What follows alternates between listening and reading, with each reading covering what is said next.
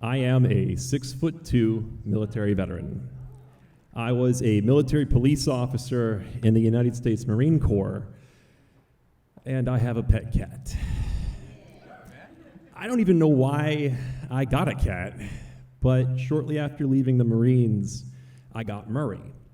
And Murray has been my buddy ever since. When I was figuring out my career and banging my face against a keyboard all night, Murray was there.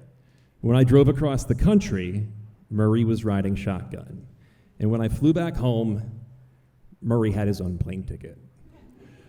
So when Murray started getting sick, I didn't know what to do. In the Marines, they teach us, take care of your buddy. But Marine Corps healthcare is drinking water and taking Motrin, and that doesn't help very much when your buddy is a sick cat. But the Marines also teach you how to fight. And I decided whether it was going to be years, months, or days that I was going to fight for my buddy. Murray has a heart condition and a hyperthyroid. So 2 or 3 times a day, I fight with Murray to take a pill. Once a week, I fight with Murray to take a bath. Because his allergies get so bad, he will lick all of the fur off of his stomach. And one week, I saw Murray stand up, tremble, and fall down. And I thought, cats aren't supposed to do that. But Murray's old, and I was ready for the next fight. Then he did it 3 more times. And by Friday, every time that Murray stood up, he would pass out. So I called my vet, but my vet couldn't work on him that day, because when Murray goes to the vet, Murray fights. So my vet writes a prescription for a sedative and tells me to bring Murray in next week. But then the weekend comes, and my vet's not opened on weekends. And that night, Murray wakes me up because he falls out of bed.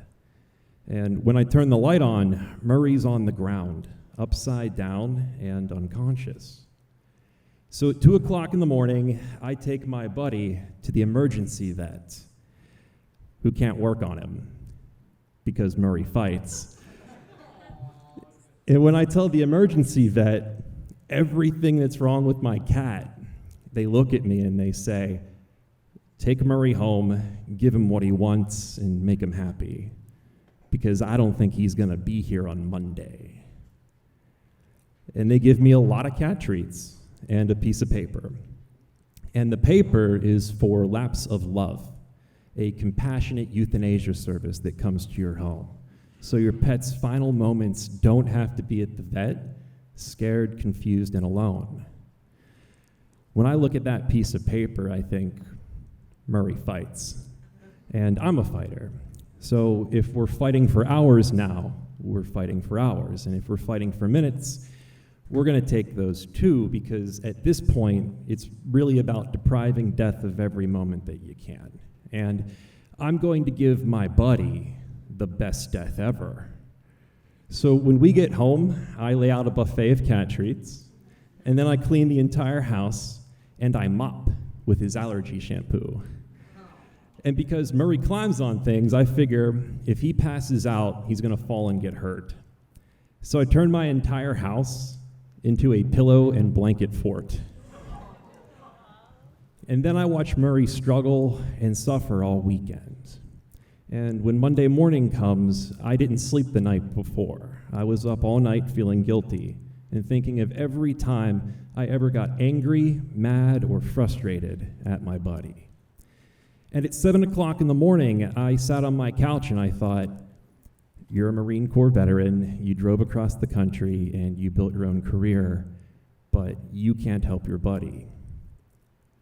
And by 8 a.m., I felt like such a failure that I was talking to God, and I was admitting to crimes that I didn't even commit, because I just wanted to be a guy that could help his buddy. And then I did cry, because I heard Murray poop in the litter box. But that meant that he was still alive and he was still here. And we make it to my vet, who warns me that Murray could get better before getting a whole lot worse. But by the next Sunday, Murray hasn't passed out in days. And I start noticing that when I feed Murray, and he complains, or if I'm working in my office and Murray walks across the keyboard, or if it's 3 o'clock in the morning and Murray is in the hallway singing the song of his people, instead of getting angry, mad, or frustrated at my body, I'm smiling, because those things all mean he's still here. This year, Murray's going to be 16 years old.